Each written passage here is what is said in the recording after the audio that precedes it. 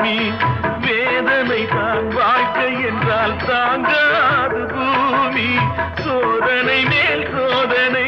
போதுமடா சாமி